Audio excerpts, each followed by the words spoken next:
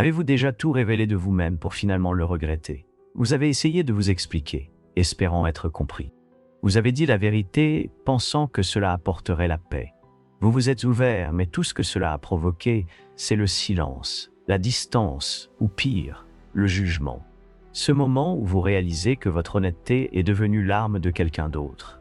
C'est là que vous comprenez qu'expliquer ne donne pas de pouvoir. C'est une exposition. La vérité, c'est qu'au fur et à mesure que vous expliquez, moins on vous respecte. Non pas parce que votre vérité est faible, mais parce qu'elle vous rend lisible, prévisible, vulnérable. Et dans un monde guidé par la perception, être lisible, c'est être contrôlable. Vous pensez gagner en compréhension, mais vous remettez une carte, un plan de vos points faibles, de vos doutes, de vos peurs. Et quelqu'un observe toujours, non pas pour vous comprendre, mais pour savoir où appuyer quand le moment sera venu. Machiavel avait déjà compris cela il y a des siècles. Il écrivait « Tout le monde voit ce que vous semblez être. Peu de gens connaissent ce que vous êtes vraiment. » Il ne voulait pas seulement dire qu'il faut faire attention à votre image. Il voulait dire ceci. Votre pouvoir tient à ce qu'ils ignorent, au mystère, au silence, à cette tension que vous ne résolvez pas. Parce que les personnes les plus respectées, celles que personne n'ose défier, elles ne s'expliquent pas, elles ne se justifient pas, elles agissent dans le silence. Elles laissent les gens s'interroger, et cette curiosité devient de la peur. Peur de ce que vous pourriez faire, peur de la façon dont vous pourriez réagir. Et dans cette hésitation réside votre contrôle. Vous n'avez pas besoin de prouver vos intentions. Vous n'avez pas besoin d'exiger de la clarté.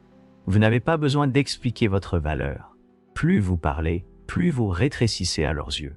Mais quand vous reculez, quand vous laissez votre silence parler à votre place, quelque chose change.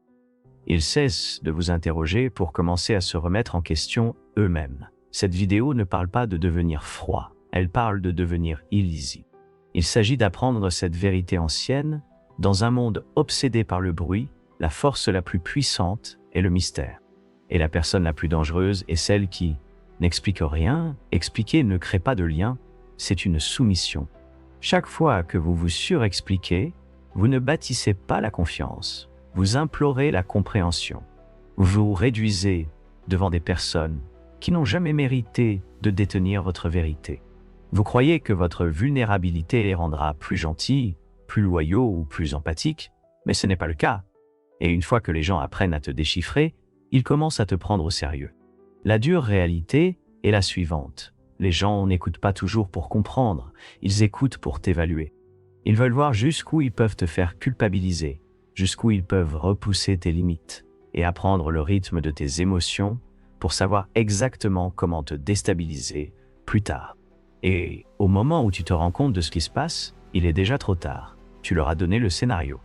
Ils savent ce qui t'énerve, ce qui te pousse à courir après eux, ce qui te fait expliquer et, pire encore, ce qui te fait douter de toi-même.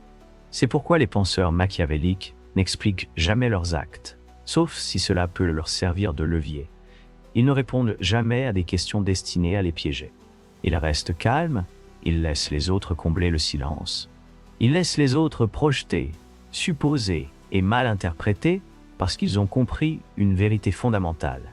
Ce que les gens ne savent pas, ils ne peuvent pas s'en servir. Ton silence devient un bouclier, un miroir, une arme. Cela met les gens mal à l'aise. Cela les oblige à rester enfermés dans leurs propres hypothèses, leurs propres insécurités. Ils se mettent à trop réfléchir. Ils se demandent s'ils t'ont blessé, si tu prépares quelque chose, ou si tu as vu clair dans leur jeu. Et cette incertitude est le début de ton pouvoir, parce que lorsque les gens ignorent ce que tu penses, ils s'attendent au pire. Tu n'as pas besoin d'argumenter. Tu n'as pas besoin de prouver ta valeur. Tu n'as pas besoin de partager ta douleur avec qui ne la mérite pas. Le silence protège, le mystère domine.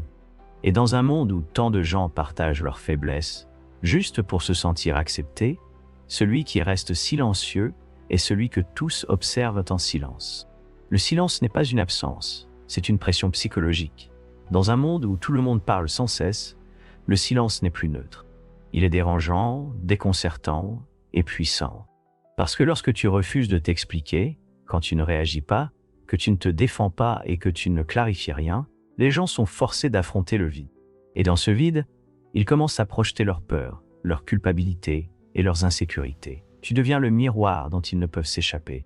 Machiavel n'a pas gagné le pouvoir en criant plus fort que ses ennemis. Il l'a gagné en les regardant s'effondrer sous le poids de leurs propres suppositions. Parce que le silence n'est jamais vraiment silencieux. Le silence amplifie tout ce qu'ils ne comprennent pas chez toi. Ils ne savent pas si tu es en colère ou si tu prépares quelque chose. Ils ne savent pas si tu es en train de pardonner ou d'attendre le moment de frapper. Et cet inconnu, ce brouillard, c'est là que commence votre domination.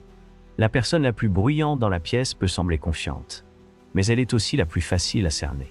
Vous percevez ses valeurs, ses limites et son urgence à être remarquée. Vous voyez son besoin, tandis que la personne silencieuse, celle qu'il est difficile de lire, déstabilise toute la pièce sans lever le petit doigt, parce que les gens craignent ce qu'ils ne peuvent pas prévoir. Voilà la vérité psychologique. Machiavel l'avait compris bien avant que la psychologie moderne ne trouve les mots pour cela. Le silence déclenche l'imagination, et l'imagination est toujours plus puissante que les faits. Quand vous vous taisez, il commence à se demander « Qu'est-ce que j'ai raté ? Ai-je trop parlé ? Est-il en colère ? En a-t-elle fini avec moi ?» Et cette spirale d'incertitude, c'est le contrôle sans confrontation. Vous n'avez pas menacé, vous n'avez pas explosé, et vous n'avez pas exposé votre stratégie. Vous avez simplement disparu du plateau d'échecs émotionnels et laissé les autres jouer contre eux-mêmes. Alors la prochaine fois que vous serez tenté d'expliquer, la prochaine fois que vous voudrez justifier, clarifier ou trop partager, demandez-vous, est-ce que cela va me donner du pouvoir ? Ou est-ce que cela va me rendre prévisible ? Parce que dans ce monde, le pouvoir ne se prend pas toujours. Parfois, il est abandonné par des mots qui n'auraient jamais dû être prononcés. Expliquer, c'est ce que font les impuissants pour être tolérés. Les puissants, ils sont trop occupés à susciter le respect. Vous avez été conditionné à croire que se faire comprendre est la plus haute forme de connexion. Que si les gens connaissaient simplement votre version de l'histoire, ils vous traiteraient mieux. Que si vous expliquiez vos raisons, vos émotions et vos luttes, les gens auraient de la compassion, du soutien et du respect pour vous. Mais c'est un mensonge. Car dans le monde réel, les gens ne respectent pas la transparence. Ils l'analysent, ils la calculent, ils en tirent profit. Et plus vous expliquez, plus vous transférez votre pouvoir à autrui. Vous ne donnez plus le là, vous suivez le leur. Laissez-moi vous dire la vérité. Machiavel avait compris depuis des siècles que les puissants n'expliquent pas. Ils prennent position. Ils ne disent pas « Voilà pourquoi j'ai agi ainsi ». Ils agissent simplement et laissent les autres s'adapter. Car dans toute hiérarchie, relation professionnelle ou dynamique sociale, s'expliquer revient à s'excuser d'exister. Vous dites « S'il vous plaît, approuvez mes actions ». Vous dites « Laissez-moi obtenir votre permission émotionnelle ». Mais les puissants ne demandent pas la permission. Ils agissent. C'est le piège psychologique des accros à l'approbation. Ils pensent qu'en s'expliquant, ils obtiendront de l'acceptation, mais en réalité, cela leur attire davantage d'attention. Les gens ne suivent pas ceux qu'ils comprennent parfaitement, ils suivent ceux qu'ils craignent de mal saisir. Pourquoi ? Parce que le mystère crée de l'espace, et l'espace engendre une autorité mentale. Ils avancent prudemment autour de vous, non pas parce que vous êtes bruyant, mais parce que vous êtes difficile à cerner. Ils hésitent, non pas parce que vous êtes agressif, mais parce qu'ils ne savent pas de quoi vous êtes capable. C'est le principe de l'ambiguïté stratégique. La tactique machiavélique ultime, dites-moi, montrez-moi, laissez les autres en révéler davantage. Car dès qu'ils auront l'impression de bien vous connaître, ils cesseront de vous respecter, ils ne se mettront plus à deviner, ils commenceront à défier. Et dès qu'ils se sentiront sûrs de leurs suppositions à votre sujet, le rapport de force change totalement. C'est pourquoi les leaders les plus puissants, les esprits les plus intimidants, les figures les plus respectées de n'importe quelle assemblée, expliquent rarement. Ils laissent un silence derrière eux. Ils laissent aux autres de l'espace pour se poser des questions. Était-ce intentionnel ? Était-ce un avertissement ? Était-ce un test ? Et ce questionnement devient une retenue intérieure. Ce questionnement devient de la prudence. Cette prudence est un pouvoir. Donc, la prochaine fois que quelqu'un vous presse de vous expliquer, faites une pause. Demandez-vous, cherche-t-il vraiment à comprendre ou cherche-t-il plutôt à rassembler des munitions ? Car lorsqu'une personne ne respecte pas votre silence, elle ne respectera pas non plus votre explication. En réalité, plus vous parlez, plus vous perdez. Le pouvoir ne réside pas dans la clarté, il réside dans une confusion maîtrisée. juste assez pour les maintenir en réflexion, mais jamais assez pour qu'ils agissent contre vous avec assurance. Et ce n'est pas de la manipulation, c'est une question de survie dans un monde où être trop clair vous soumet à l'analyse. Mais être difficile à cerner, cela vous fait obéir. Les personnes puissantes ne défendent pas leur réputation. Elles laissent les autres forger des mythes à leur sujet. Lorsque vous cessez de vous expliquer, quelque chose d'étrange se produit. Les gens ne vous oublient pas. Ils parlent davantage de vous. Ils scrutent votre visage, votre ton, votre silence. Ils murmurent. Ils devinent. Ils inventent des histoires à votre sujet, parce que la nature humaine déteste l'inconnu. Et quand vous ne leur donnez rien, ils créent tout. C'est le secret que le pouvoir a toujours su garder. Le mystère est un atout.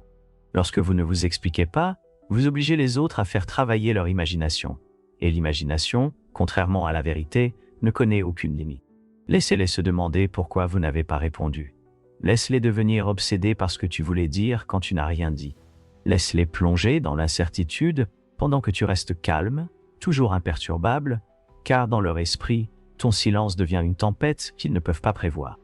Et la beauté, c'est que tu n'as pas levé le petit doigt. Machiavel savait que les leaders les plus dominants n'étaient pas ceux qui criaient des ordres.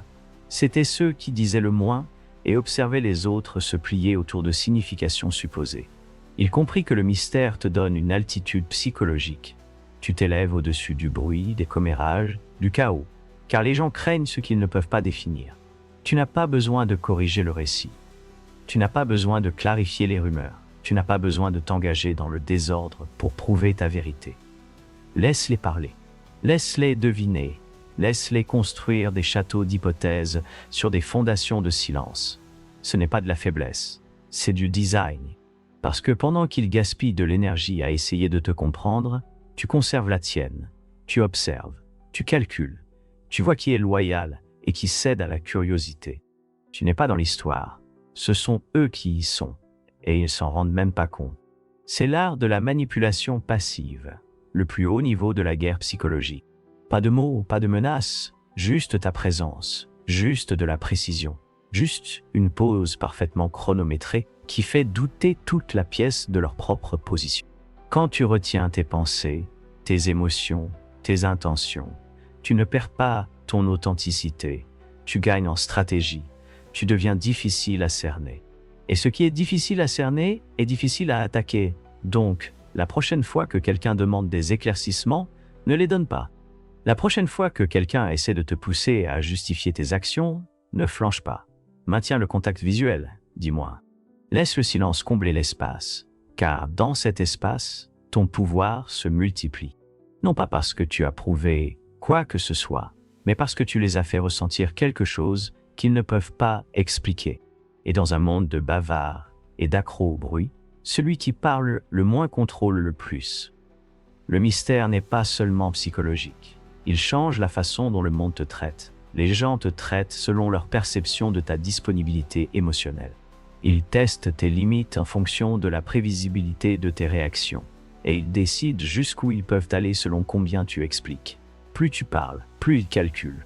Plus tu révèles, plus ils se repositionnent. Mais quand vous êtes silencieux, stratégique et difficile à cerner, tout change. Examinons les 3 domaines où ce pouvoir s'exprime, le travail, l'amour et les ennemis. Sur le lieu de travail, les leaders les plus respectés ne sont pas ceux qui se dévoilent trop. Ils ne parlent pas de leurs doutes. Ils ne se plaignent pas pour paraître accessibles. Ils s'expriment avec clarté, sans émotion, et ne disent que ce qui est nécessaire. Pourquoi ? Parce que les gens suivent ceux qu'ils respectent, pas ceux qu'ils comprennent. Et le respect se construit dans le silence. Lorsque vous révélez trop de choses au travail, votre stress, vos difficultés, vos opinions, vous vous sentez peut-être plus humain. Mais pour les autres, vous devenez moins stable, moins posé, moins digne de confiance. Le silence ici n'est pas du détachement, c'est une présence maîtrisée. Cela fait de vous quelqu'un qu'on écoute même quand vous ne parlez pas. Dans les relations amoureuses, le mystère entretient l'attraction. Lorsque vous êtes trop disponible, que vous vous expliquez trop et que vous devenez trop prévisible, vous perdez de votre valeur émotionnelle. Mais lorsque vous gardez une part de vous-même, non pas par jeu, mais par discipline, vous suscitez profondeur, curiosité et intrigue. Laissez-les se demander ce qui se passe dans votre esprit. Pourquoi n'ont-ils pas répondu tout de suite? Pourquoi semble-t-il calme quand d'autres supplieraient?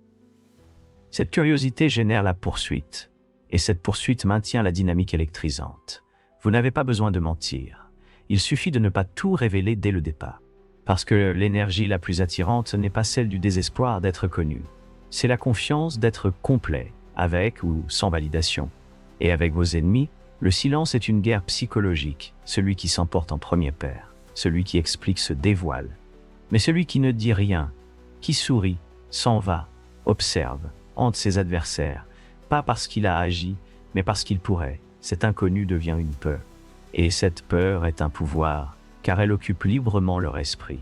Dans toutes ces dynamiques, professionnelles, personnelles, adverses, une loi reste constante. Vous n'avez pas besoin d'être bruyant pour être puissant.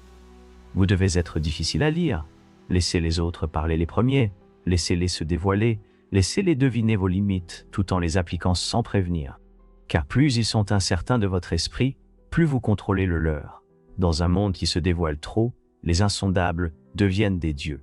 Regardez autour de vous. Tout le monde parle, explique, justifie, supplie d'être compris. C'est un monde accro à l'exposition, où la validation est une monnaie et le silence est confondu avec la faiblesse.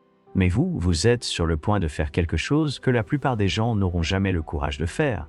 Vous retirer, vous taire, disparaître du bruit, pas parce que vous êtes brisé, pas parce que vous avez peur, mais parce que vous avez enfin compris la vérité. La puissance réside dans le mystère.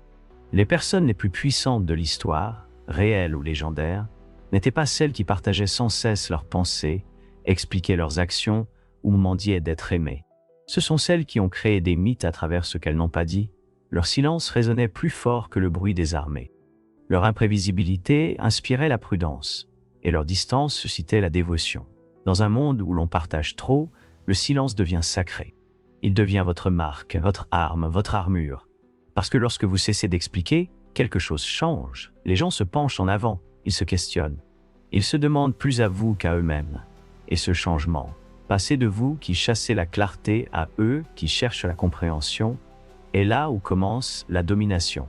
Laissez-les deviner, laissez-les se sentir confus, laissez-les remplir le silence de leurs propres insécurités. Vous n'avez pas besoin de corriger leurs hypothèses, vous n'avez pas besoin de courir après leur approbation. Laissez votre aura parler plus fort que n'importe quelle excuse, n'importe quel éclaircissement, n'importe quel accès de colère. Parce que le mystère n'est pas se cacher, c'est commandé depuis l'ombre. C'est ce qui oblige les gens à faire attention à ce qu'ils disent autour de vous, à hésiter avant de vous contrarier, à se demander de quoi vous êtes capable. Et cette curiosité est votre trône, Machiavel n'a pas dit. Expliquez-vous, il a dit. Il est beaucoup plus sûr d'être craint que d'être aimé si l'on ne peut être les deux. Et à cette époque d'exposition, l'amour est bon marché, mais la peur est une monnaie, le mystère est un magnétisme. Et le silence, quand il est manié avec intention, est respect, stratégie et survie. Alors ne leur dites pas ce que vous pensez. Faites-les se poser des questions. Ne prouvez pas votre valeur. Laissez votre absence le faire pour vous. Ne répondez pas aux attaques. Laissez votre silence les amener à trop réfléchir jusqu'à ce qu'ils se détruisent eux-mêmes. Vous n'avez pas besoin d'être bruyant et vous n'avez pas besoin d'être aimé. Vous devez simplement être ressenti sans être compris. Et quand cela arrive, vous n'êtes plus une simple personne. Vous devenez une force, intouchable, illisible, indestructible. En fin de compte, c'est simple. Ceux qui expliquent trop perdent le contrôle, tandis que ceux qui ne disent rien prennent l'ascendant. Dans un monde bruyant où tout le monde essaie d'expliquer, d'exprimer et d'être compris, le véritable pouvoir réside dans un silence délibéré. La leçon profonde de Machiavel est que la personne forte n'est pas celle qui parle, mais celle qui laisse les autres perplexes. Lorsque vous cessez d'expliquer, vous reprenez le contrôle. Vous n'êtes plus obligé de défendre vos opinions, vos sentiments ou vos actions. Vous devenez quelqu'un dont les autres doivent se méfier, car ce qui est flou est invulnérable. Appliqué à la vie américaine aujourd'hui, cela signifie apprendre à rester silencieux dans des disputes inutiles. Restez calme face à l'attaque, ne partagez pas chacun de vos sentiments ou projets personnels avec le monde. L'imprévisible est le plus difficile à blesser. Laissez le mystère vous protéger. Dans la famille, au travail et dans les relations, le calme et l'imprévisibilité sont toujours plus intimidants que n'importe quelle explication.